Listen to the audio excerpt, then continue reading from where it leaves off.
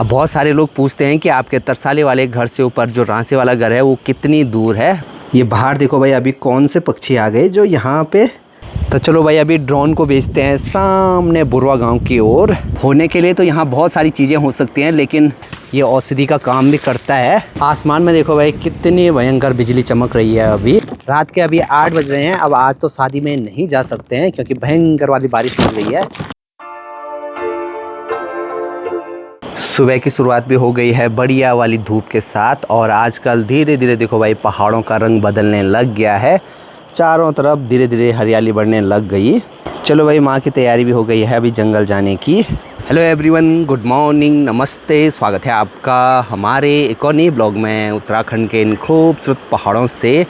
आज मैं सोच रहा हूँ रांसे वाले घर में दिन में खाना खाने के बाद ही जाऊँगा काम देखने के लिए। अब धीरे धीरे देखो भाई, आसमान में बादल दिखने शुरू हो गए हैं, लेकिन इधर की साइड देखो एकदम ऐसा लग रहा है जैसे धुंध धुंध सी लगी होगी। सुबह का टाइम है तो घर के चारों तरफ बस पक्षियों की चहचहाट सुनाई दे रही है।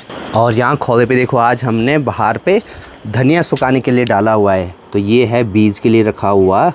हमारे घर के आगे जो ये माल्टे के पेड़ हैं, इन पे भी पक्षियों ने घोंसले बनाने शुरू कर दिए हैं। एक तो यहाँ पे है बुलबुल का घोंसला, और एक अभी इधर की साइड जा रहा था वो सूखी घास लेकर। बचपन में एक शौक़ जैसा था कि पक्षियों के बच्चे देखने हैं, मतलब जहाँ से भी पक्षी उड़ती थी आजकल के टाइम पे, तो वहाँ पर जाते थे देखने के लिए, उनके घोंसले देखने के लिए, उनके अंडे देखने के लिए।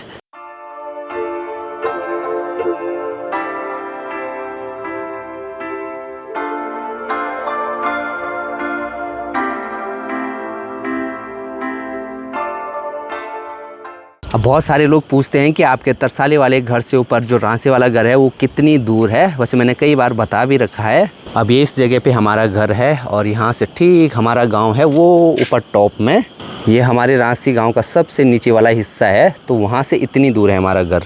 और मैं अभी यहाँ पे दादाजी से पूछ रहा हूँ कि यहाँ पर आने के पहले पुराने कौन कौन से रास्ते थे। तो पहले यहाँ से भी लोग आते थे, ठीक ऊपर यहाँ पर कांड है तो इस वाले रास्ते भी लोग आते थे। और अभी जो रास्ता है तो यहाँ से ऐसे जाना पड़ता है, मैं आगे ऐसे ऐसे ऐसे करके फिर गांव में जाते हैं। मतलब कि अब वाला जो रास्ता है गांव तक जाने का वो बहुत ज़्यादा लंबा है। ये बड़े जान जाए।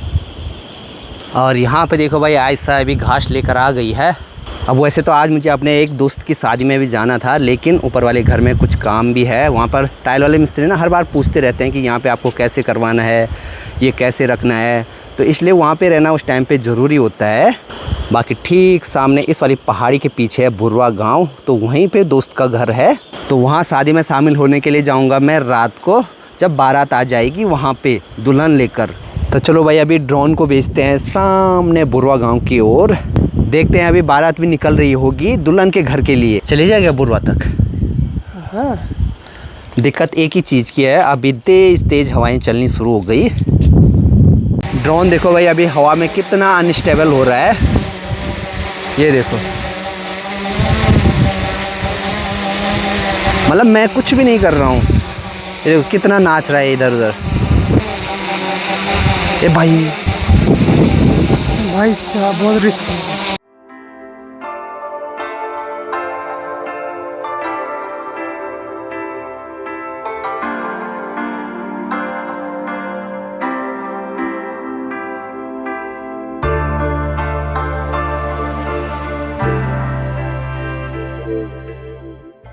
बुरवा गांव वही वाला गांव है जहां से हमने बिसुड़ी ताल वाला ट्रैक शुरू किया था। उस पहाड़ी से होकर हम लोग इस वाले टॉप में आए थे। यहाँ पे है इस वाली जगह पे बिसुड़ी ताल। ड्रोन को अभी मैंने वहाँ तो भेजा है, लेकिन थोड़ा सा रिस्क है, सिग्नल लॉस्ट हो रहे हैं वहाँ पे। और घर में टेंट भी लगा हुआ है। बारात की गाड़ियाँ अभी गई नहीं, मतलब बारात ने पास में ही जाना है, तो इसलिए आराम से 12 बजे के आसपास ही निकलेंगे वो लोग।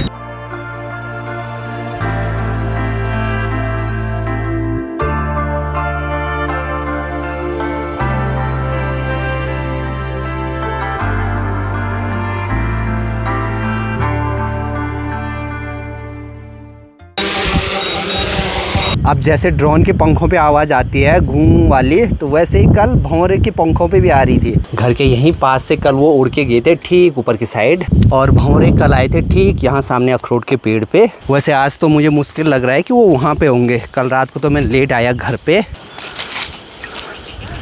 नहीं है भाई, ठीक यहाँ पे इस वाली जगह पे थे।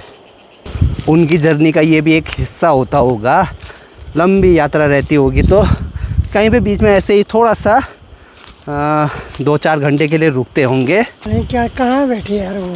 मेरे पास वीडियो है कल की। पक्का ये कहाँ?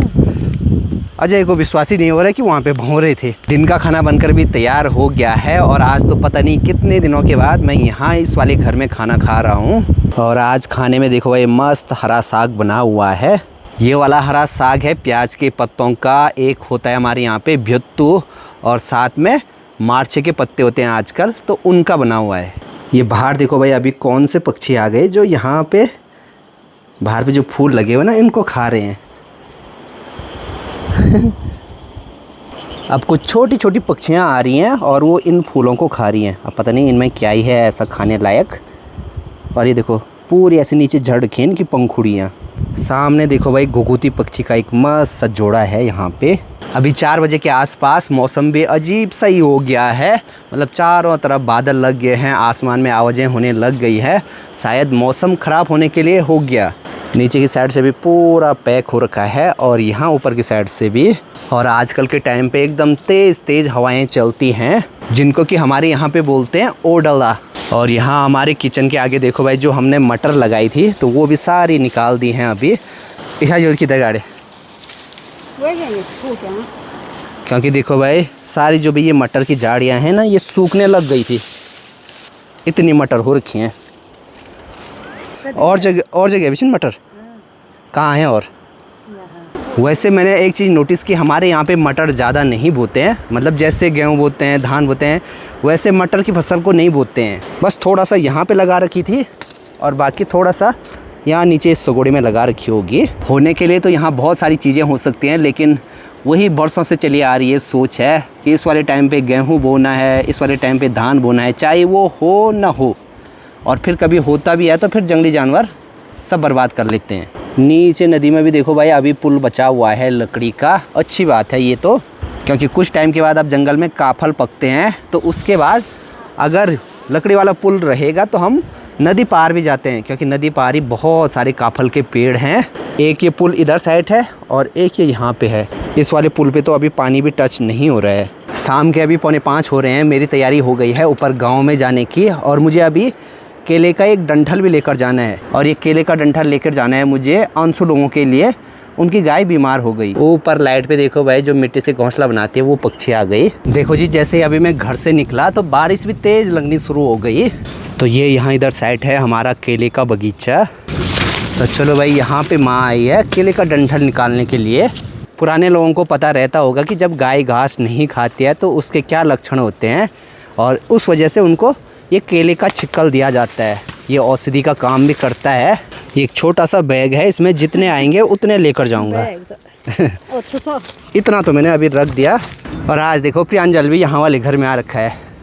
19 का पाड़ा बोल तो 1919, 1938, 1957, 1976, 1995, 1914, 1933, 1952, 1971, 19 संख्या 190। गुड। हमारे टाइम पे अगर किसी को पहाड़ा पूछना होता था तो सबसे मुश्किल पहाड़ा 19 का पूछते थे। धानी को आ रहे हैं, चल 25 बेजन। 2500 बेजन।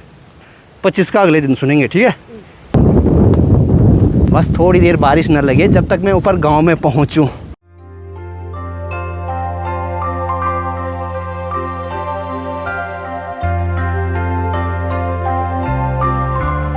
ऊपर कांडा खोला आते आते मैं अभी भीगने लग गया हूं। और यहाँ इन खेतों में जो ये फसल आजकल टूट रखी है तो ये तेज तेज हवाएं चलती हैं, उसकी वजह से हो रखा है।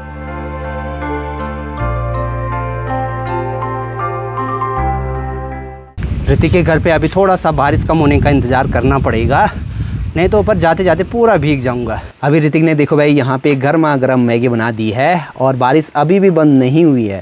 तो ऐसे ठंडे मौसम में गर्मा गर्म मैगी का आनंद लेते हैं। और ठीक सामने देखो भाई ये पूरे हैं गेहूं के खेत, और कुछ टाइम के बाद हमारे यहाँ पे गेहूं की फसल भी पक जाएगी। फिर ये सारे खेत आपको खाली दिखेंगे कुछ टाइम तक। मैगी बनाई सोनू ने और देखो भाई फ्राई पे ही खा रहा है और करछी से है, चम्मच नहीं थी। सबके पास तो चम्मच है, इसके पास देखो इतनी बड़ी चम्मच।